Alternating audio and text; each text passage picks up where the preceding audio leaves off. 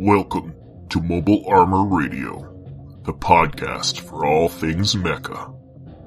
Jumpship incoming. All right. Welcome to Mobile Armor Radio. I am your host, Chopper. I'm Brian. And bro, okay, we're just jumping. And Rob. Me and Brian were bobbing our heads, so I don't know why. We're all excited. Yeah, Brian's back. This is late, but we're here. What is the Night at the Roxbury song again? Yeah, what is Baby, it? don't hurt me. Yeah, what is love? Yeah. Baby, don't No hurt me. No more. Copyright strike. Copyright strike. All right, let's welcome back Brian, back from his Bubba. birthing of the childs. Well, he didn't do. Let's be honest here. He did very little. I was in the room. I'm sure he was. I'll take some credit. I'm sure he was emotional support. As long as you didn't faint. I've seen many dads faint. So. Oh, jeez. Nope, that was good. So good for you. And then we're a week late. Apologies to our listeners because Rob died and then he came back to life. I won't say I'm bigger than Jesus, but. Yeah. In the spirit of Easter, Rob was able to come back from the dead. And plus, there's a certain little Adepticon that happened too that screwed us too. We didn't get a chance to record Rob being in the hospital and Brian having babies. We Just got one. a little off track, but now we're One, back on really. track. We're going to be back beginning every month again. Don't make promises. And I can't think of anything else, but fire sale.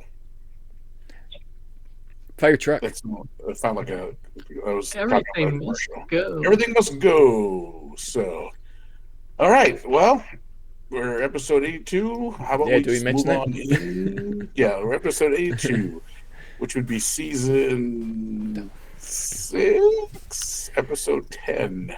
Wow. If you can do that off the top of your head, I'm pretty impressed. I did the maths. I have to ask GPT every time. What season is this? So, all right, let's move it on. 7 years, Jesus Christ. Dropship landing.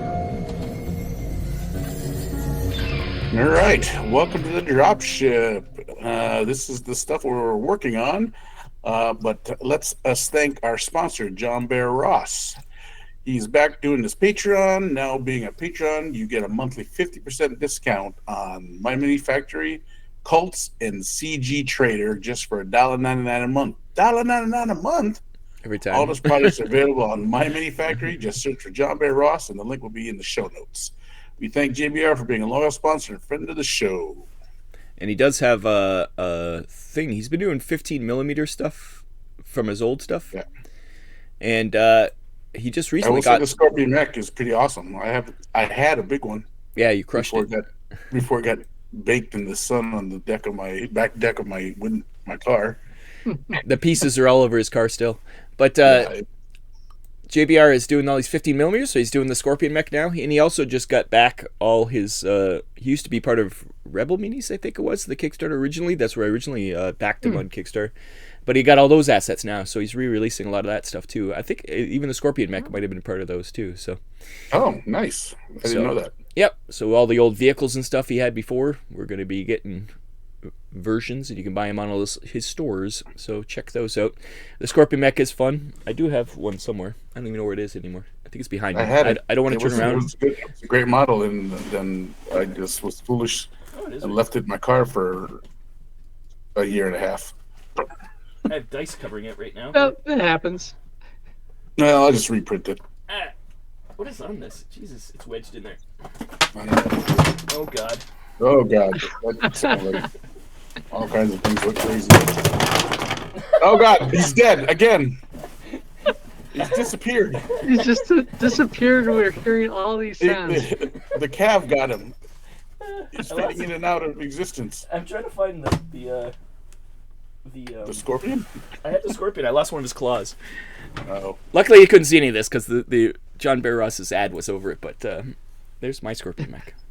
The one of their claws. The claws are magnetic, so one of the claws went flying, but I don't know where it went. But he's cool. Yeah, I knocked over a bunch of Battletech mechs, minis.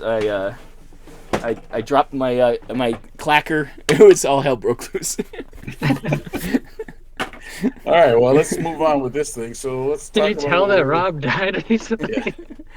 Let's figure out what we're working on as soon as Rob's head comes back in the picture. Well, I was trying to make sure I didn't roll over any of my mechs that are on the ground now. So. All right. So what have you been working on, Rob? Oh, I'm back. Yeah, I've been working on some stuff. This was early in the month, but I don't think we talked about it last time. Pat and I started hobbying again, so I had a bunch of Battletech mechs that which are the ones I just knocked over, actually. Yeah, I just painted up a bunch in different color schemes, random stuff. The first one here is the purple ones, or the purple with black like legs and extremities, are called the Stealths. They're from the Lyran Commonwealth, and they're purple because I want to use some purple.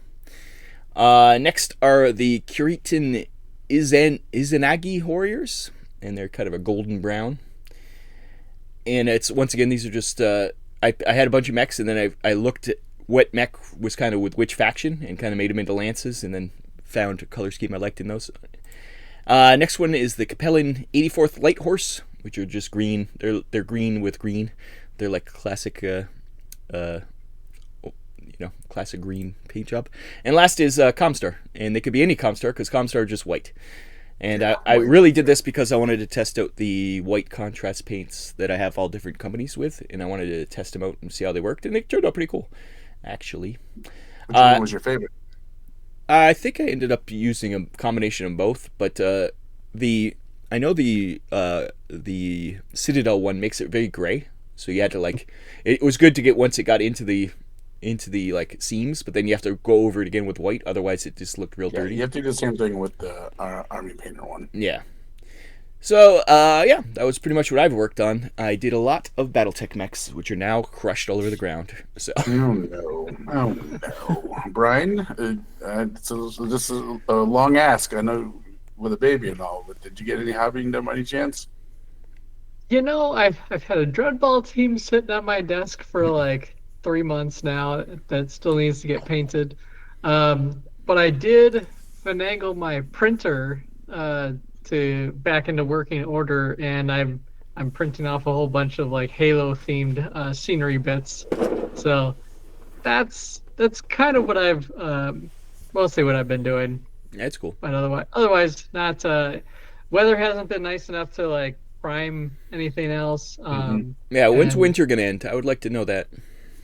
Never. I don't know. It's like another week of like 20 degrees here. So have you not seen The Day After Tomorrow? Never gonna end. Oh yeah.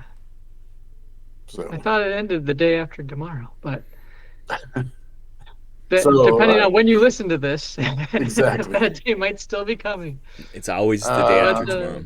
Yeah, not much that's been happening on my hobby table at this time, but I'm trying to set up more of I've got my like little roving fold out table, like a little so you TV tray kind portable. of thing. You got the baby papoose on the back, and you got your paint tray on the front. I'm thinking about it. Yeah. Once we do more of like, I imagine we'll eventually go to more like a shift of like late nights, where one of us is just watching for anything, and the other one's sleeping, and that's when I kind of foresee probably getting a little bit more painting done. Yeah, when she's actually sleeping, and you can actually just let her sleep, and then you could get something done just nearby.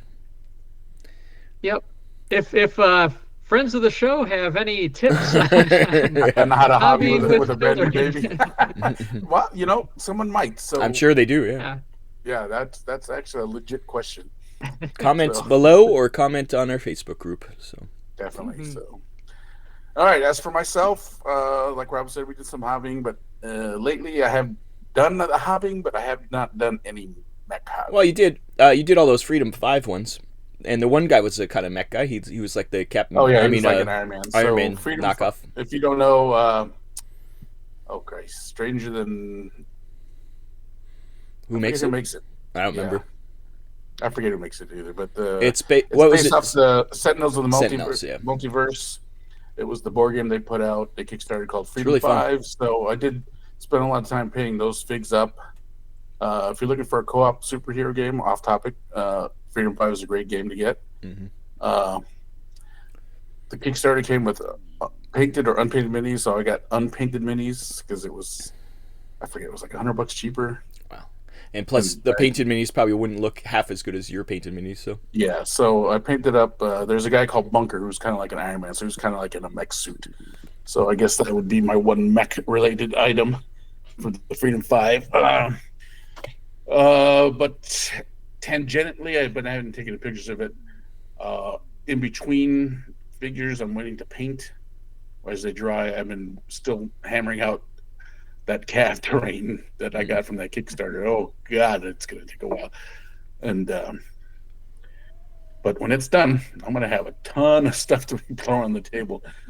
But we're gonna be talking in the MechBay Hanger about some stuff, and that's gonna increase my mech painting items. So we'll kind of leave it at that. Kind of a short drop ship because Rob almost died. Brian's got a baby, and I just didn't work on anything. So, well, let's move on to the ComStar then and talk some books and stuff. Yeah. Message from ComStar. All right, welcome to the ComStar. This is our section about TVs, movies, books, comics, fire trucks, RPGs, fire trucks, and video games. Especially the fire trucks part. Brian, why don't you give us anything you might have been read? Because I feel like you could have got some reading done with this baby.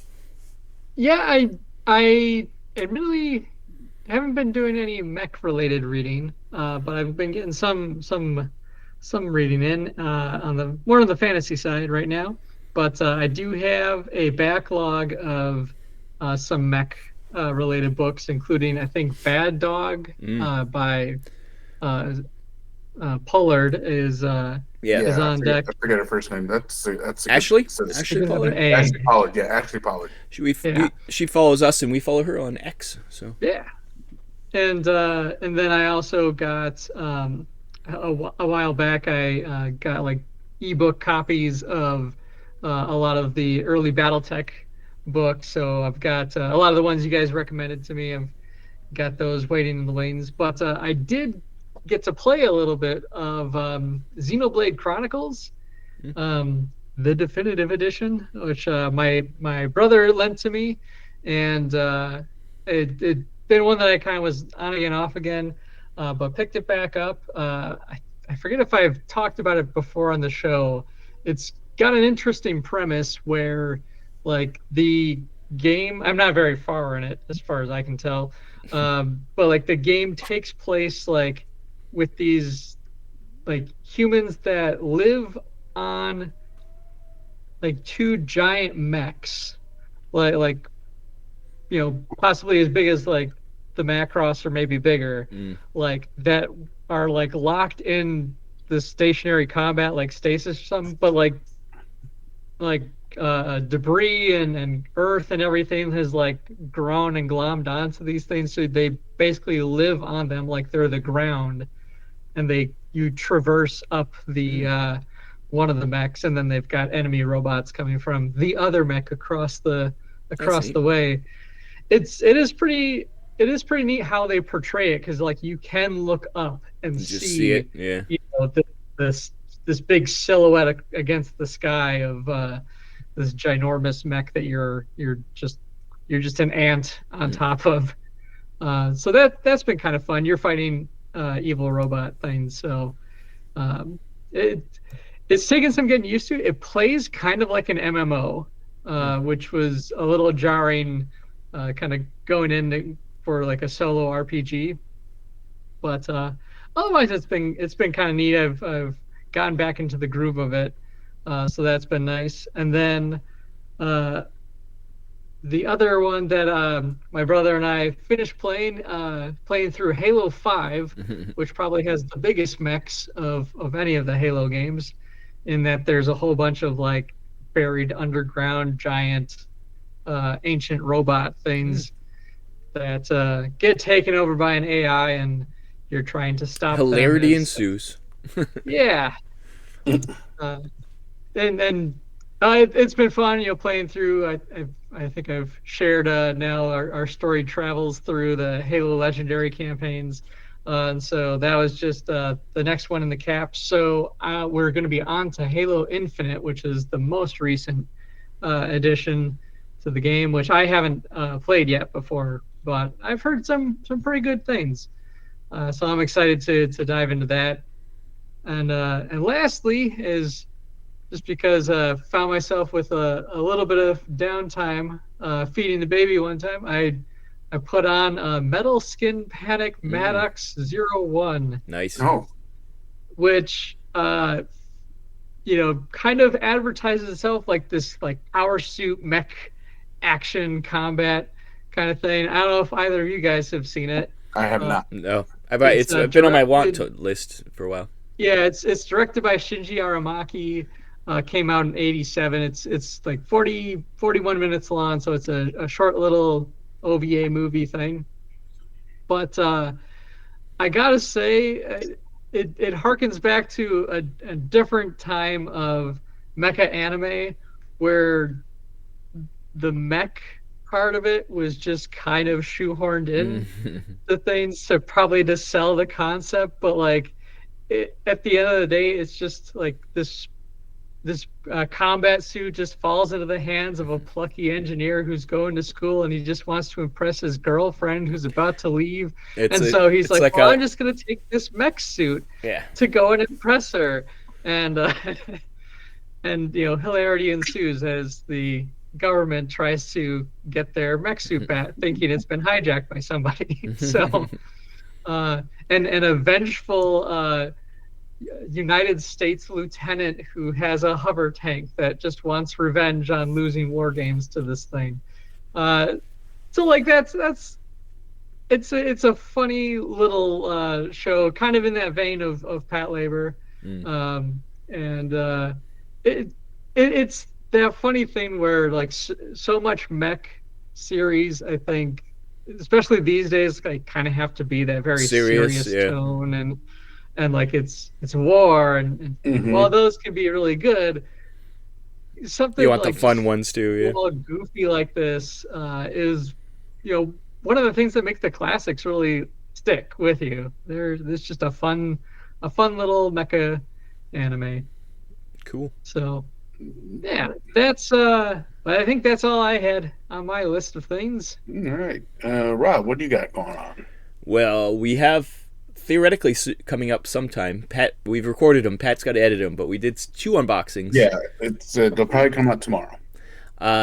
One is I got the Voltron 40th anniversary set. We both did, but we unboxed that, so I got to play with that finally because it was at Pat's house, so I didn't get to play with it until I got to Pat's house.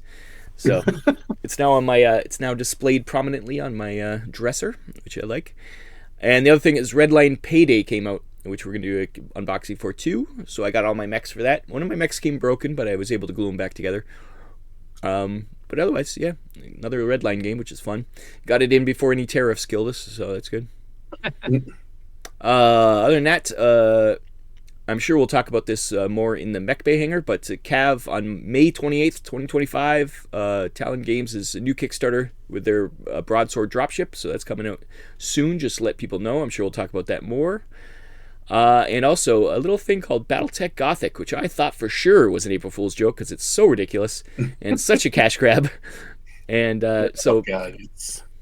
Catalyst is doing a grimdark alien and coming from the void from the, what do they call it in 40K? The warp? Warp. Oh, from the warp. Yeah, they're invading from the warp and taking over mechs and fighting, and yeah, it's like a alternate reality for Robotech or Battletech. I have to scratch my head on that. I just don't get it. Well, I get it. It's such a blatant cash grab to try to get 40K players. Besides cash grab, I just don't understand. I don't understand. Yeah, like it was. Yeah, I don't know. Catalyst wanted to do this kind of alternate realities with their mechs. I don't know why. They have a lot to do with Battletech. Maybe they saw a little dip and they thought, hey, maybe we just a little pump. But I don't know how many 40K players are going to come in to play this. But a lot of like, maybe I'm just thinking of Magic has been that's true too. Crossing different games into their style they did game. They did a Star Wars one. They did everything. They did Marvel. They've done a lot. They did everything. I did a 40K too. Yep. 40K. Whole bunch of other ones. Yeah, so it's like a you think the multiverse is infected everything thanks to Marvel and thanks to Spider-Man. Way to go. And DC with their Flashpoint. Way to go, Spider-Man. Are you really the hero? Well, there's a Spider-Man and Magic the Gathering too. A whole set just based on Spider-Man. Anyways, I guess that's the new zeitgeist is to have a multiverse, and I guess that's what this is, but it seems so blatantly like, hey, you like 40K? Come play Battletech. It's like they're already doing that. They want something different. Yeah. It's true. Anyways, I'm not interested. The mechs look fine, the creatures look fine, but I have no interest. I'm curious how well it'll do. A lot of people are the same reaction as me. It's like I don't think I've heard any positive reaction out of this Battletech Gothic. And like I said, I thought 100% this is an April Fool's joke.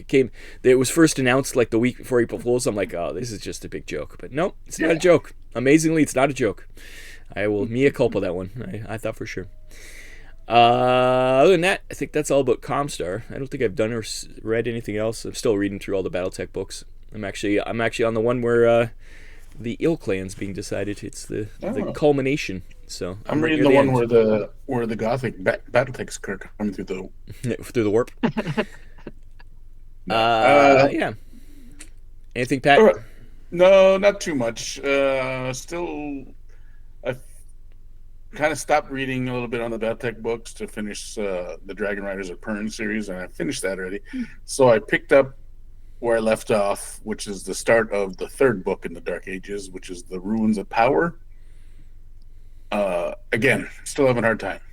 Dark Ages are bad until they get through them a bit. Yeah, it's not a fun time. Hard time to get through, but I'm going to power through. I think the best way to do it is to read a book and then cleanse my brain with a series of something else for a little bit, and then go back to it again. So, because there's no way I can read it back to back. Yeah, there is some good ones, but there's a lot you could skip. It's not very good. Yeah, I haven't watched any. I don't think we watched any. Yeah, I don't think. Oh, we watched Transformer 1. Oh yeah, we did watch Transformers 1. We watched Transformer 1. Not as bad as I thought it would be. Yeah. I don't know if people. I don't know why it did so bad in the theater, because it wasn't so bad that if I had saw it in the theater, I'd be like, that's the worst thing I've ever seen in my life. I think it wasn't that it was bad. It's just nobody went to it. I think that was a problem. Kids were over Transformers now, and it was a little kiddie for adults, maybe, especially to go to the theater for. But it was fun. I enjoyed it more than I thought it would. Actually, it had some funny parts. Yeah, I did too. I kind of went in thinking, it did horrible in the theater, so it's got to be horrible. But it turned out to be a better script than I thought it was. It's better than any Michael Bay movie. I like it. Did you see it, Brian? Yet? I have not seen it yet, but it's on Prime for free if you got Prime. So it was fun. Okay. I would say that it was a pretty fun origin story for the Transformers, and it was a different. Didn't break any new game. It was a slightly different take on the origin stories, but the whole Optimus Megatron dynamic was much better, I thought, put together in this movie than probably in any other reiterations of the thing. Even the IDF comics. Yeah, the IDW. IDW, I mean. Yeah, it was fine. It was pretty predictable, but also the voice acting was fun. There's a lot of famous actors as voice actors, but there's also some voice actors as actors. But like Chris Hemsworth was Optimus Prime, and he was really good. And the funniest one was Steve Buscemi with Starscream. Oh yeah, that's right. Oh, nice. Yeah, we were like, what the hell? That was crazy. It looks like part of it might have been that it was playing between when Beetlejuice was coming out, and then the Wild Robot also. It might have had a bad placement. A bad slot. Yeah, but it was fun. Shockwave was funny.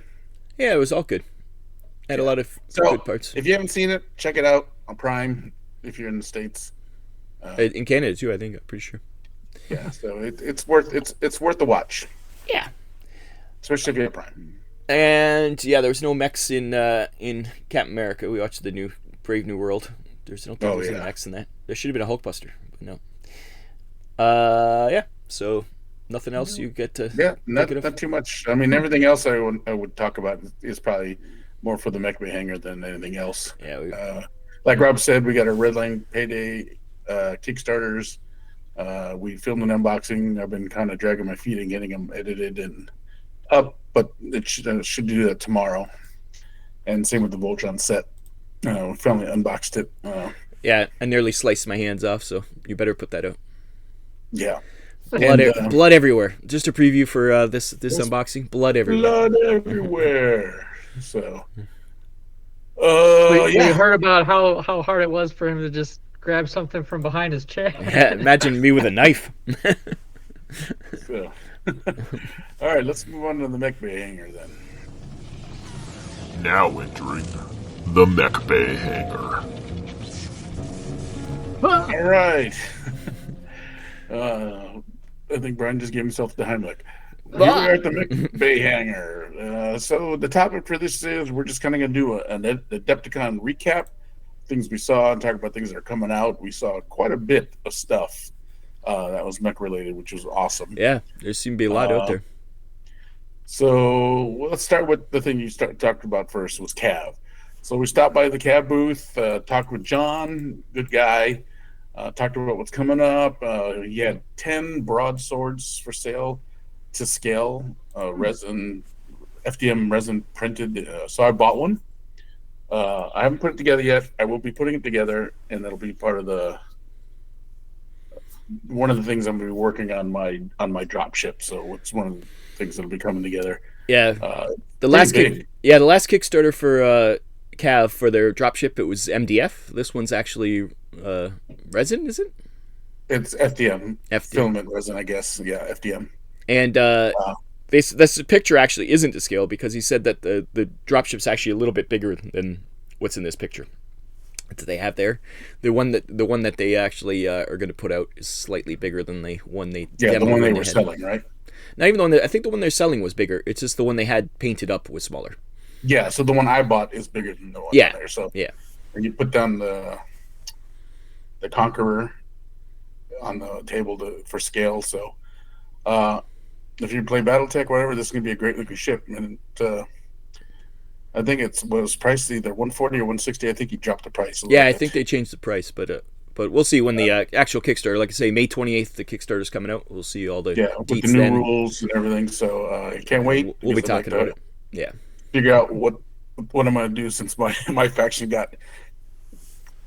So these guys, isn't that your faction that's behind me? Well, they don't. That Cav is not. Are they still in the game? No. We don't know.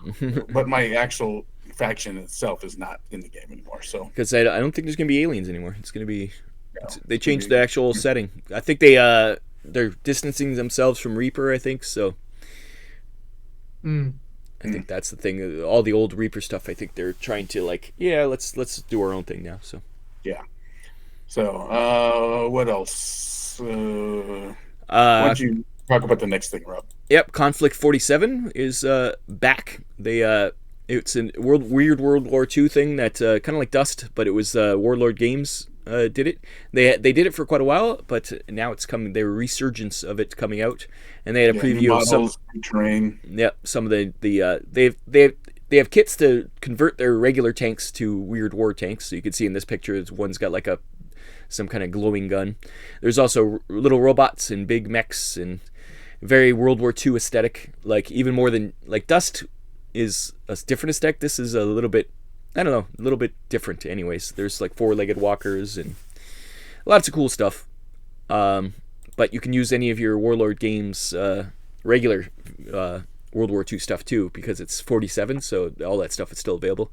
They had a cool board they had set up with lights and explosions and buildings, busted up buildings, which are very cool. It was a neat little display they had set up. But so we're excited to see these new Conflict 47 release coming back out. I think they said September, if I'm not mistaken, is when the actual release is happening. So, Yeah, Warlord keep an eye out. Games. Yeah, you got to check out the Warlord Games. Speaking of Cav, we're next to the Catalyst booth, and we did see, and this is when we realized it was an April Fool's joke. They had some of the Battlefleet Gothic models up. Not Battlefield Gothic, Battletech Or Gothic. Battletech. That's what Another I reason it's stupid is because the only reason it's called Battletech Gothic is because of Battlefleet Gothic. And It's not Gothic in any I way. just said it. Yeah.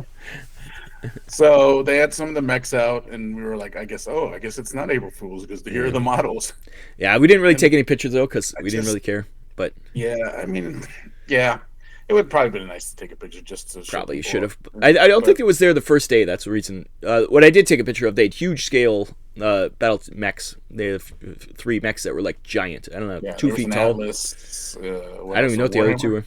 I don't know what the that one. one was a Warhammer. No, it's something else. The one in the middle, and then the other one's, it looks like a Kurit mech of some sort. Tell us below what these are.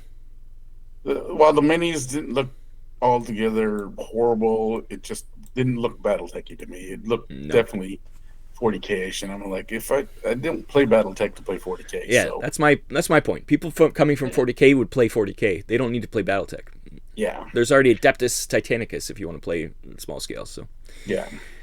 the other thing we did, and we actually bought this game, is the Mobile Arms Endless Destiny, and we actually played. We didn't even mention that. Yeah, we played a game. We tried it out. It was pretty fun. It's Pretty a deadly. Black Site Studios. They kind of like they have a bunch of different designers under them, and we talked to the designer, and he kind of walked us through the game, and they had like a huge set that was really expensive with a bunch of mechs. But they also were selling just the box with the cards and the dice you need for like $35. Yeah, this game is a miniature agnostic game. Yeah. So you don't have to use any of their mechs.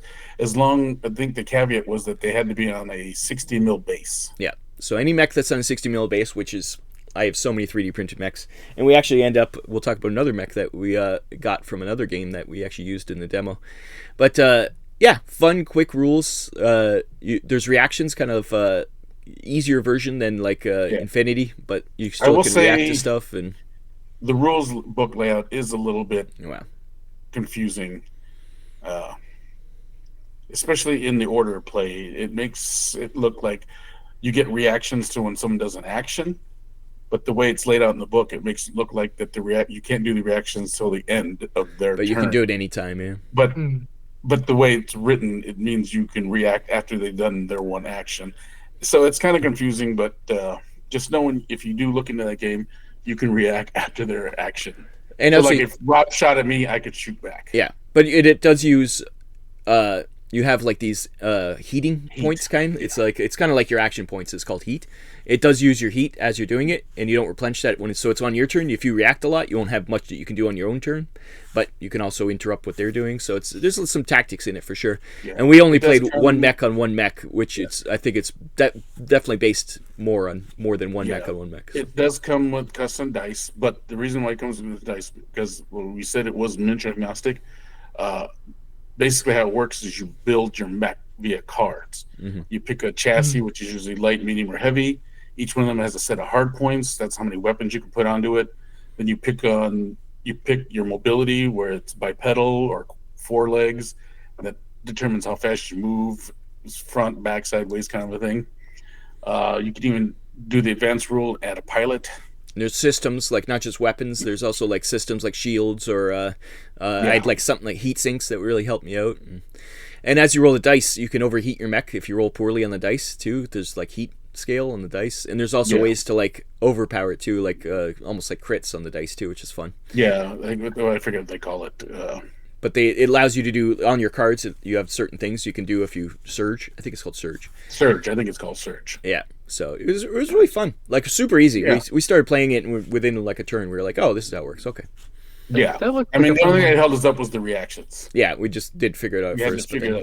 Because it was kind of early. But I do like the aspect of building your mech. That being said, if you do play this with a friend, you guys should both have a what they call a garage deck that has all the things. Separate decks. That way, because if you're splitting one deck between 2 players, then if you didn't do it like the way me and Rob did, where I took a system, then Rob took a system.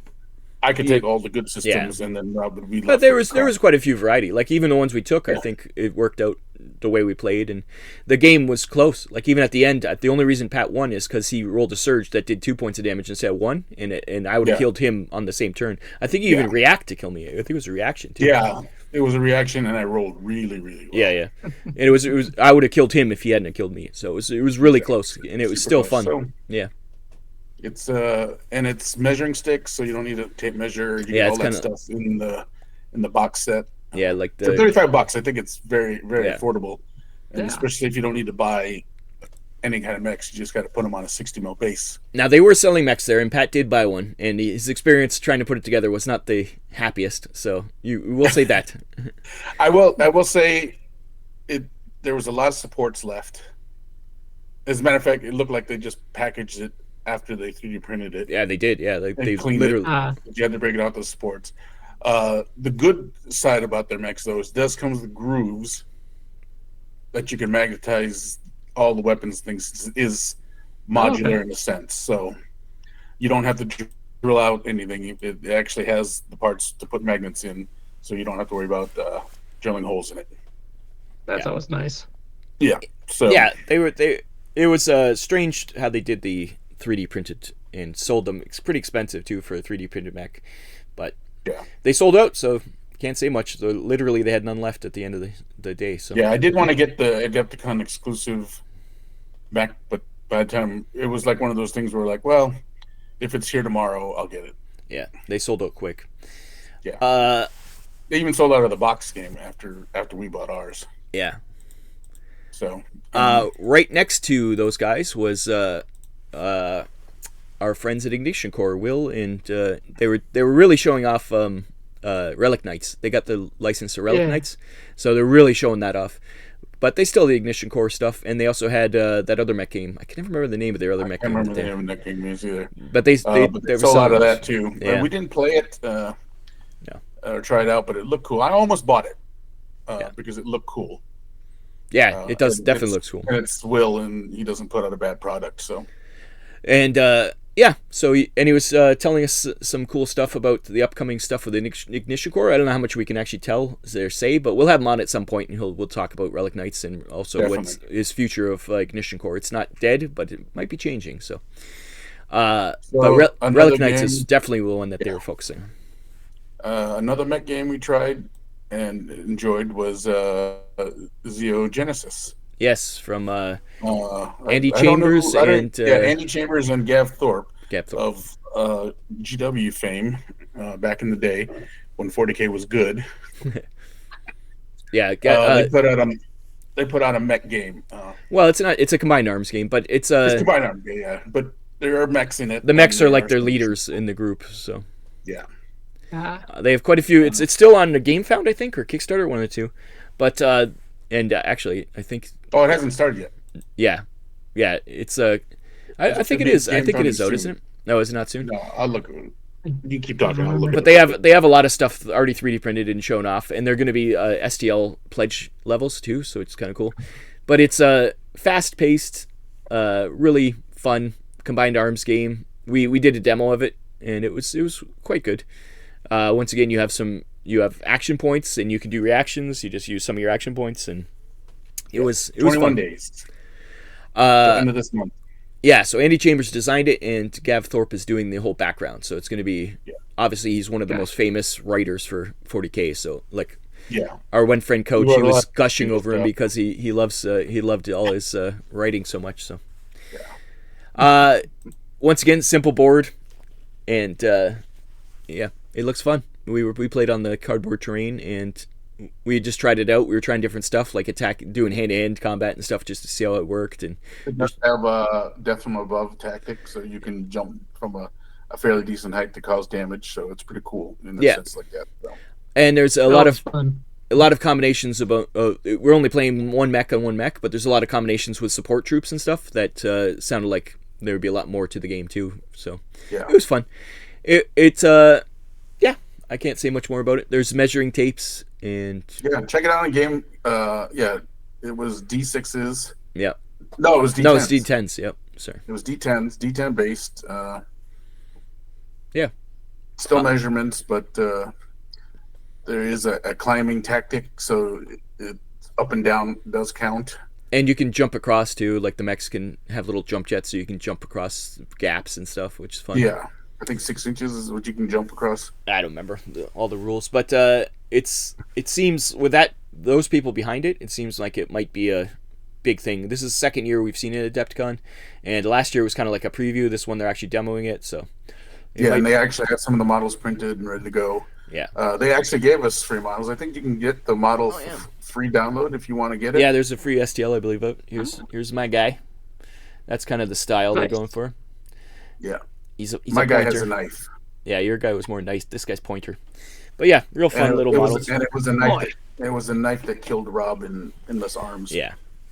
Yeah. I can't think of any more other mech stuff. I mean, there was a lot of mech stuff at Adepticon. Seemed like it.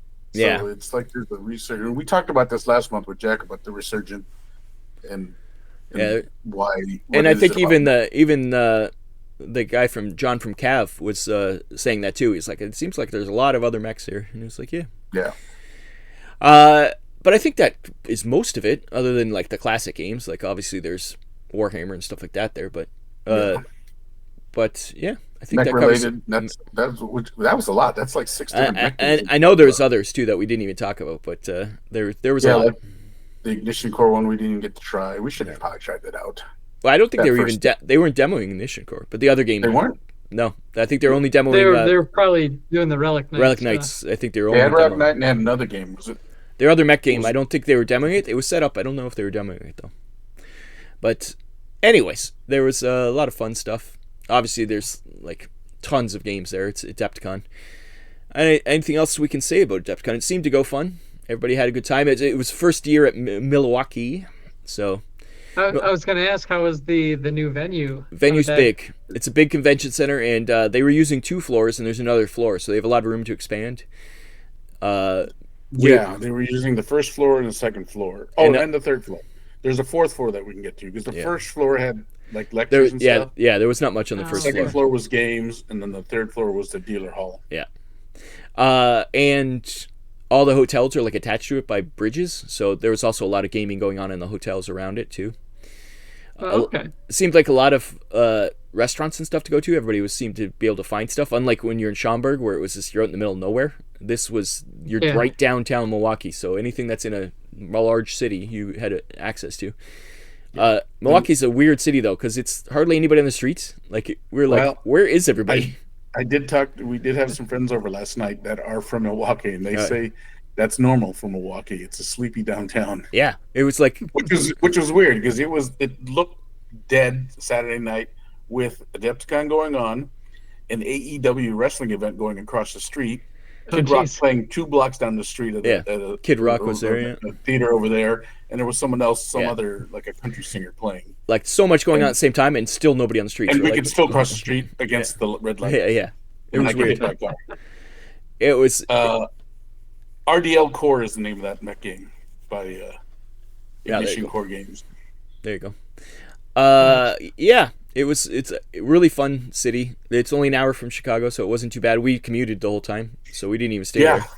Oh wow. But everybody else seemed to have good time in their hotels or everything. I never heard a bad thing about it. Like going into it, all these people are like, "Oh, well, I don't want to go to Milwaukee," but everybody. The biggest complaint was security, and even then, security was at. It was weird that there was security. That was the weird part. Well, Saturday was heightened probably because of all the events. Yeah. The other days were very laxical, but even then, when I say security was a problem, it was probably because they were looking for extra booze. Well, even then, other than that, even then, I was like, it was not like there was a line to get in. No, it was more like they were searching bags and stuff when you came in, but I came in with a box full of terrain the one time, and I just said, look, it's terrain, and they were like, okay. I could have had a case of beer under that terrain. They didn't know. Yeah. Like if you wanted to get stuff in, you could. Every day I had peanuts in my pocket. Every day I had water in my pocket. They don't care about that stuff, even though they want you to buy the stuff in the thing. But it was just weird that there was security, because we've been to Gen Con, which is 10 times the size, and there is no security. You can go whatever you want. Like, yeah, the only security is in the dealer hall. Yeah, and that was just you have to have a badge, but it was odd for Adepticon to have like these people at all the doors, and you couldn't go in every door. Not every door was open, so you had to go in certain entrances, which was a pain in the ass. Especially how cold it was. If there was a pain in the ass security, that was what it was. Yeah, a limited amount of places to go in. Because once again at Adepticon, you find a door, you're going in there because it's so cold. You want to just get inside. And this place was, you had to go in certain doorways, which is, that being said, though, there was a lot of things connected to the Baird Center via bridges, so you didn't have to go outside hardly at all. Except for on Saturday when all that events was on, we couldn't park at the parking garage we'd been parking at, so we had to park in an outside lot, and that was a bit of a walk, but that wasn't that too bad. It was, once again, it's for some reason during Adepticon, the weather turns horrible.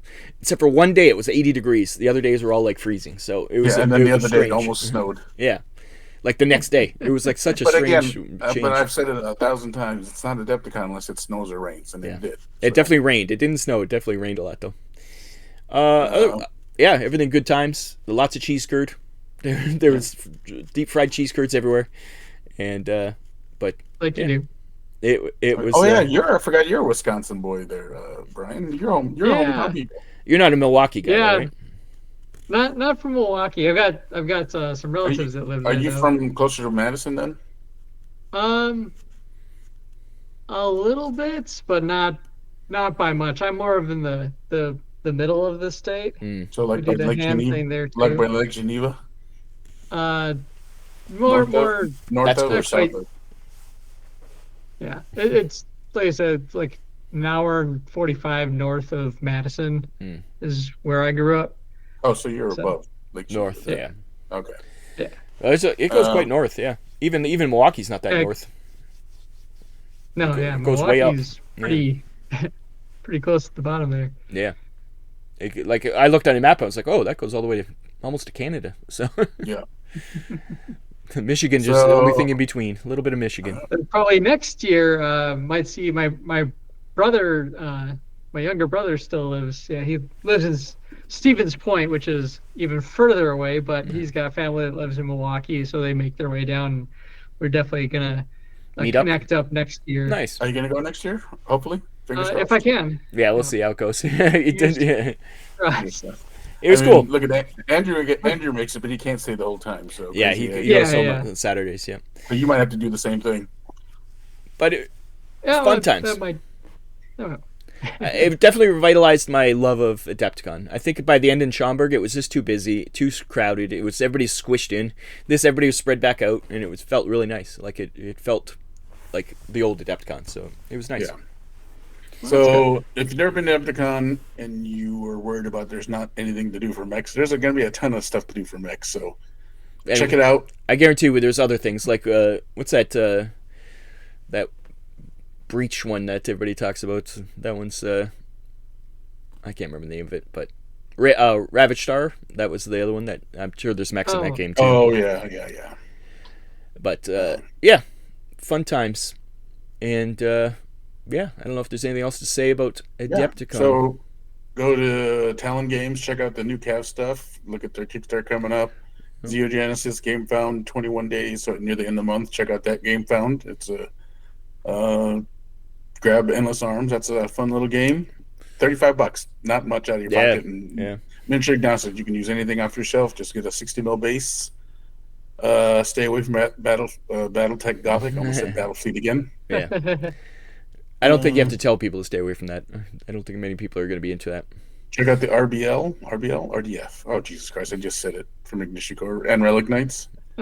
Yeah, Relic Knights. I'm sure we'll have Will on to talk about Relic Knights and for sure. Ignition Core. As soon as you get some time. And then Conflict 41 from Warlord Games should be coming out soon, too.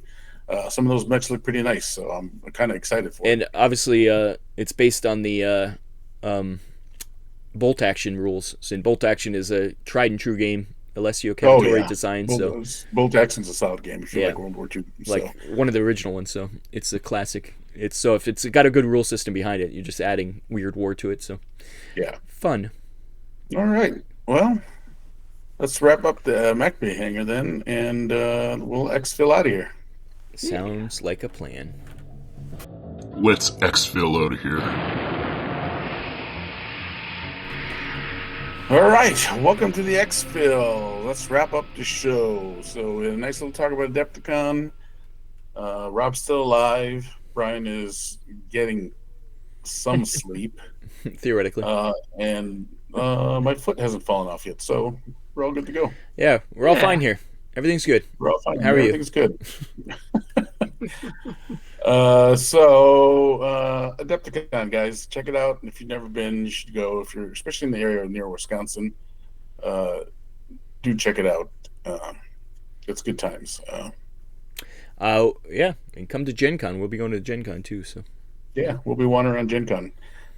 You can leave messages for us at the Mantic booth still. We'll still be able to receive our messages. They're kind of our answering service now since I don't work for them much anymore. we'll put them to work. We'll put them to work. No, we won't. Yeah. All right. Well, then for Mobile Arm Radio, I've been your host, Chopper. I'm Brian. Like, share, subscribe, comment below with whatever questions we ask. We always ask questions and forget what do we ask. So yes, I know we had one for. It was hobbying with a baby. Oh, yes. Hobbying with a baby. Right. Yes, that is an important. That's question. the important one. Please answer that question below or on our Facebook group. Yep. Yeah, we're also on X, whatever. I think we're on Blue Sky. I don't really go there, but I've been Rob. I guess I forgot to say that.